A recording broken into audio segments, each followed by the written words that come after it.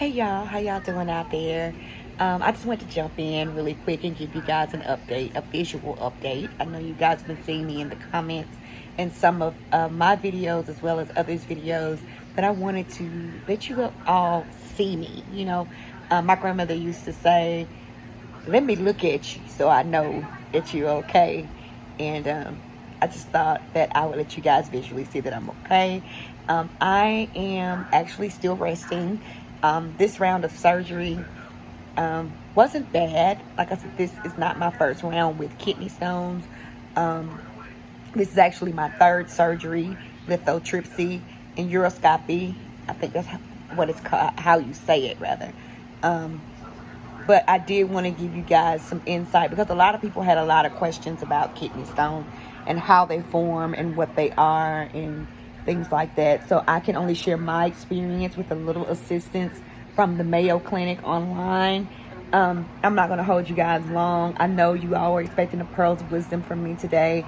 I just couldn't today. The exhaustion is real. Walking isn't challenging, but it does wear me out. I have to time my meals so that I can take my medication properly, and I just want to make sure that I'm fully rested. And my doctor did say that, the urologist did say that everybody's timetable is different, and even though I've had this procedure before, it's been 7 years or longer, and my body has definitely changed, so the recovery would be a little bit different. I'm not going to edit this video. I'm just going to give it to you just like this, real, raw, and uncut. Y'all know how I do it on this channel. Welcome to those of you, if this is your first time stopping by, go ahead and click the red subscribe button. I would love to have you a part of the family. Turn those notifications on so you're in the VIP, so you'll know when these videos drop. We talk about a little bit of everything over here, but I am a handbag enthusiast. Is that how you say that? Yeah, I love handbags. I love fashion. I love clothing. I love beauty. I do have a little makeup on. I did have to record some content, which is really working out. I'll share that with you guys on another video. A product that I am promoting. This frame right here is the Irving frame from Vogue Me or Vogue Me. I do have a discount code. I'll drop it down in the comments. Or in the description box, I'm sorry, for you guys. I love this frame. It's a prescription frame, and my husband and my boys are jumping on board as well, so that makes me happy, and it keeps some funds in the house.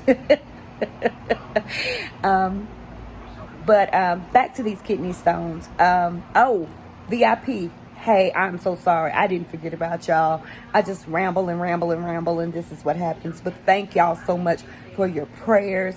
Thank you for your thoughts. Thank you for the text messages and checking on me. It means more to me than you guys ever know.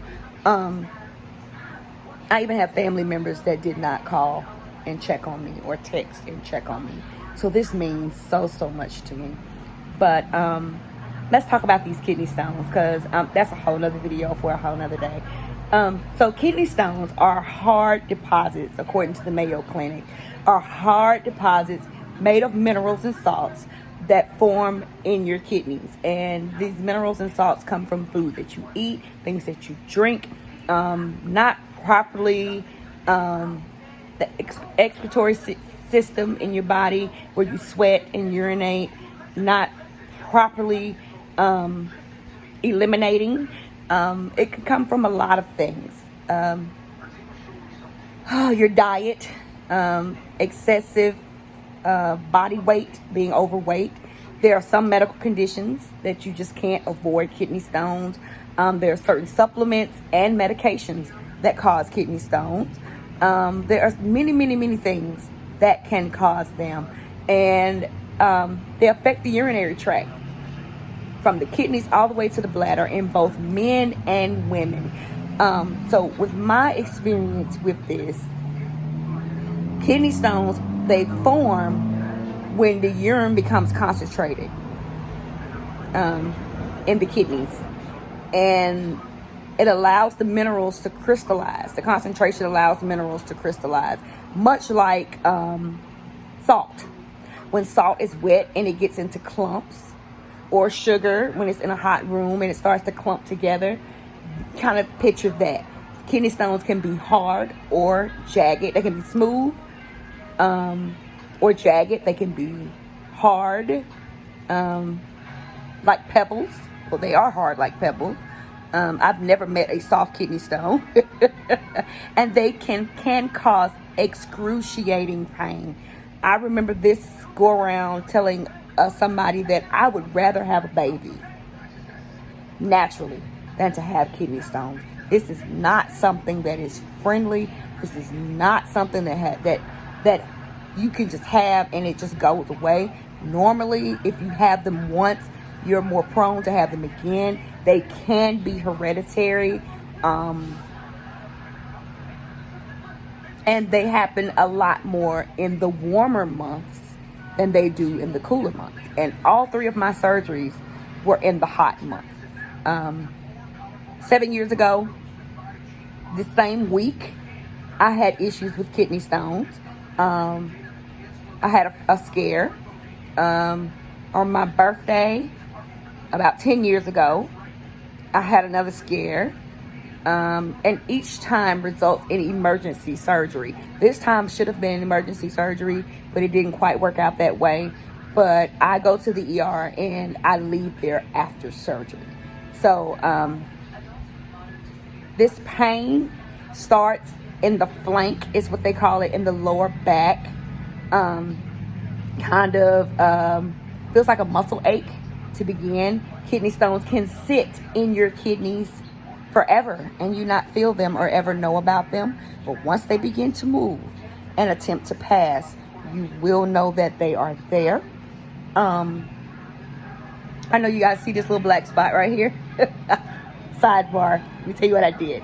So this is actually eyeliner.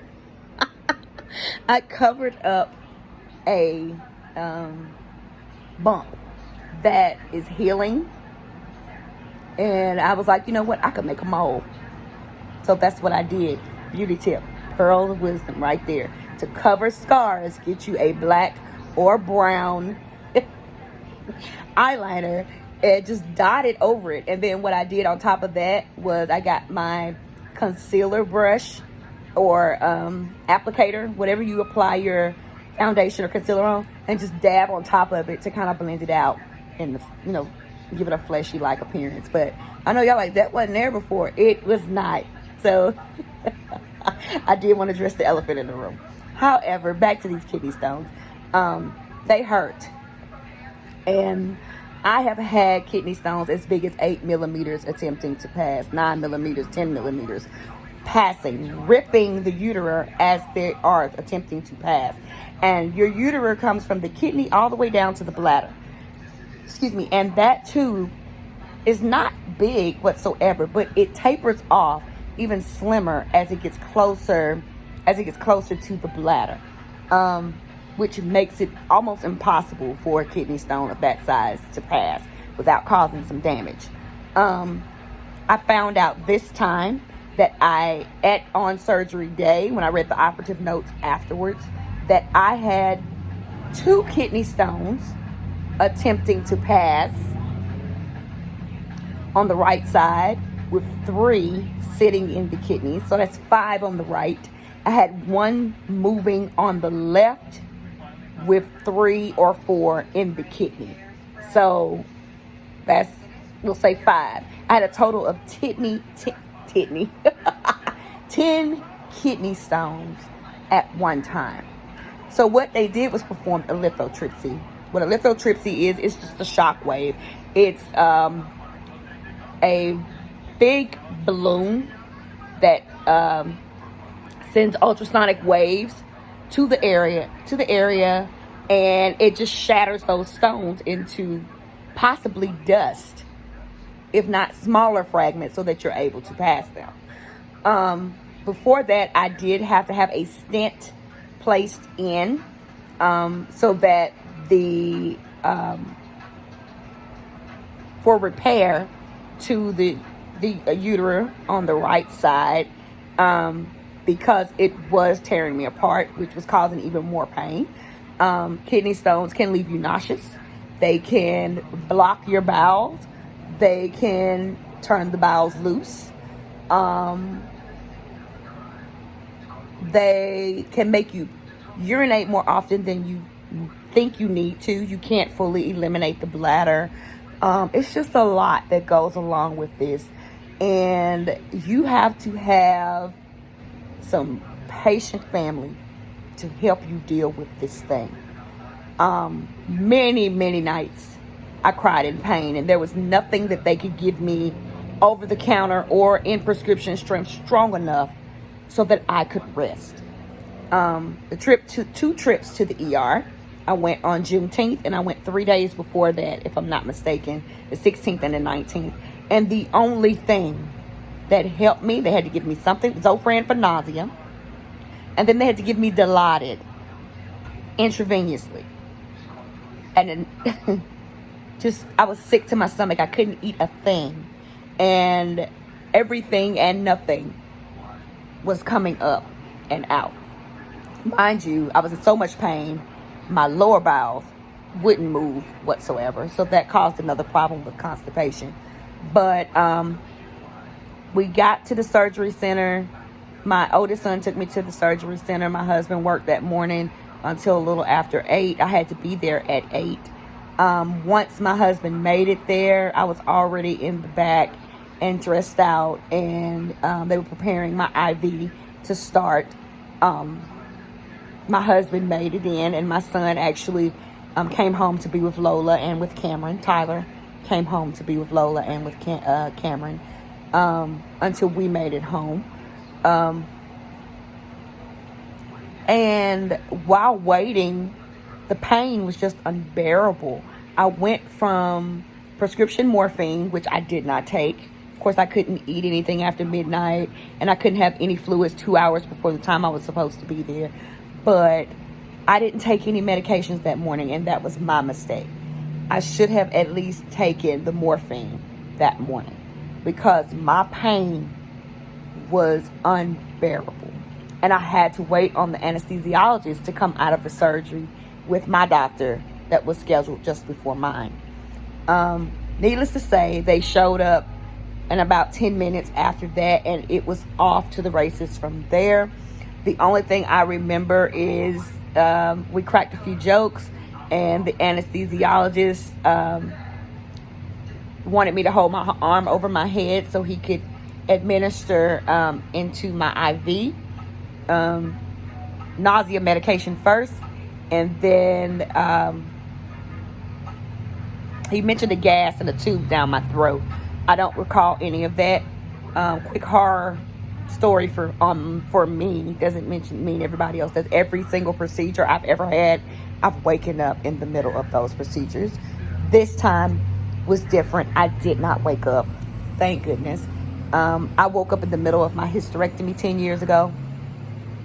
I sat straight up like Frankenstein, and I remember it vividly. But I also remember them rushing to me, laying me back down, putting a gas mask over my face. But everything went smooth without a hitch. When I woke up, I had the urge to urinate. Of course, I couldn't go anywhere because of the anesthesia. I was very, very out of it, but I was also a little aware of my surroundings. They gave me a bedpan, and when I eliminated in the bedpan, it's like the anesthesia was starting to wear off. And I remember talking to the nurses. They said I did phenomenal in the procedure. They talked to my husband. He would be waiting on me. He went to pick up my meds from the pharmacy just before he, in the hospital, just before he made it to meet me in the recovery area. I walked, I changed clothes. I went to the bathroom by myself. The nurse stood outside the door. She was super, super sweet. And they sent me home with everything, that a strainer and a pan. The strainer is, I'm supposed to urinate through the strainer just in case, to catch any fragments. And they gave me a little container with a top on it in case I catch any fragments. Needless to say, everything has been minute, so I haven't been able to catch anything. But I do have to go on this coming Monday and have an x-ray done before I go to the doctor to get the stent removed. My appetite is so much better. Urinating was painful the first couple of days. I had pills that changed my urine colors, like a burnt orange. And like I said, I knew what to expect because I've done this before. I had oxycodone and the remainder of my morphine.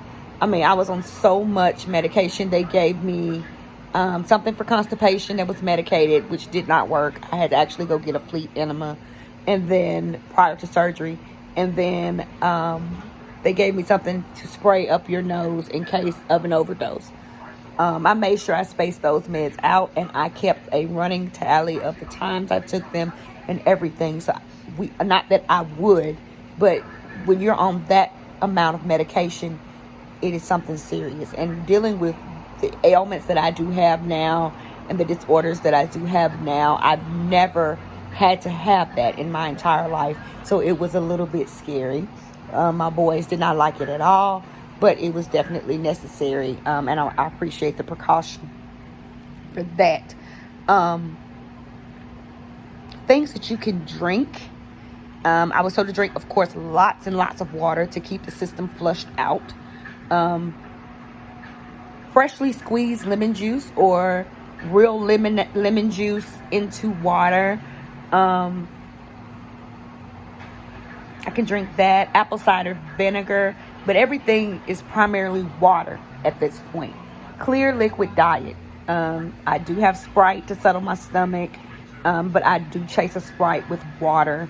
And Sprite is like maybe a half a can at a sitting, if I need it at a sitting. And that's it from there. I'm doing okay. Like I said, today is actually the first day I've been fully awake all day, which is a good thing. But Walmart wore me thin today. I picked up some fruit. I guess my body was craving that. And I ate an entire flat of cantaloupe by myself. I couldn't eat anything greasy. I still can't for the most part. 4th of July, I made pasta salad. My son and his wife were over. We had meat on the grill. So I was able to eat that. And that kind of sustained me. But even for now, I can't eat anything greasy at all. So I'm using this opportunity as a new leash on life, or lease, however you say it, on life, and starting my weight loss journey all over again. I have lost 10 pounds since last week, but that also comes from being able to eliminate properly both the bowels as well as urinating. I walked Lola on yesterday. I didn't get to do it today, but I did walk her yesterday, and she enjoyed every single moment, and I enjoyed doing it for her. I wanted to walk her twice, but I was just too tired. And again, I have to listen to my body and what my body says. So I just wanted to give you guys an update. If you have any questions, because I know this was a lot, drop them down in the comments. I do not mind at all answering any of your questions. I miss you guys so much.